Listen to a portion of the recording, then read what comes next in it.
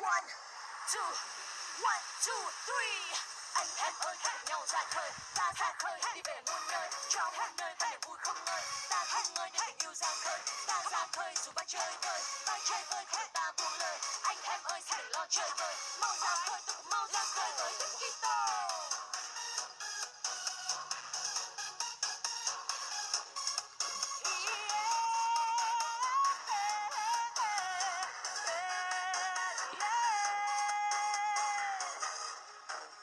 Nào anh em ta ơi mau căng buồm ra khơi, thuyền ta lướt lướt lướt qua ngàn sóng to. Nào có gì lo Đức Kitô đang cùng ta lướt qua muôn ngàn sóng gió. Bạn ơi mau ra khơi đem tin mừng muôn nơi, cùng chia sớt với hết mọi người bốn phương. Phủ lấp tình thương trái tim ai đang sầu vương, đại dương bốn phương có Đức Kitô là đường. Nào anh em ơi mau ra khơi cùng Đức Kitô, làm cho muôn dân luôn tin yêu cả một Thiên Chúa. Cùng nhau ra khơi mang yêu thương về khắp muôn nơi, và luôn hăng say ta chung tay xây dựng nước trời. Nào anh em ta ơi mau căng buồm ra khơi, thuyền ta lướt lướt lướt qua ngàn sóng to.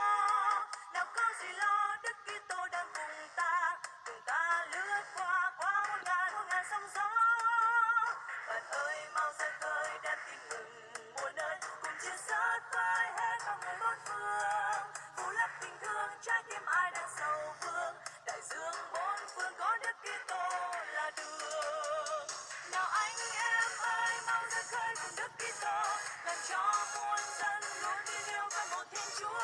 Cùng nhau ra khơi mang yêu thương về khắp muôn nơi, và luôn hăng say ta chung tay xây dựng nước trời.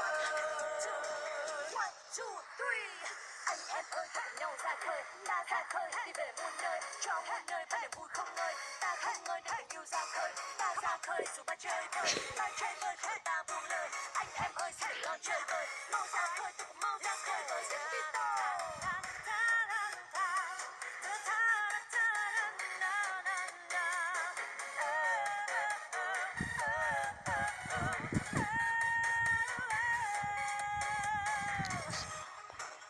Nào anh em ta ơi mau căng buồm ra khơi, thuyền ta lướt lướt lướt qua ngàn sóng to.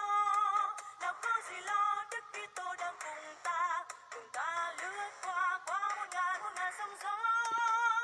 Bạn ơi mau ra khơi đem tin mừng muôn nơi, cùng chia sớt với hết mọi người bốn phương. Phủ lấp tình thương trái tim ai đang sầu vương, đại dương bốn phương có Đức Kitô là đường.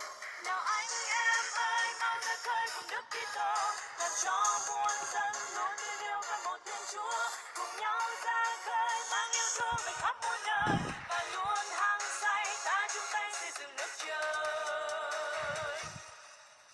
Nào anh em ơi mau ra khơi cùng Đức Kitô, làm cho muôn dân luôn tin yêu cả một Thiên Chúa. Cùng nhau ra khơi mang yêu thương về khắp muôn nơi, và luôn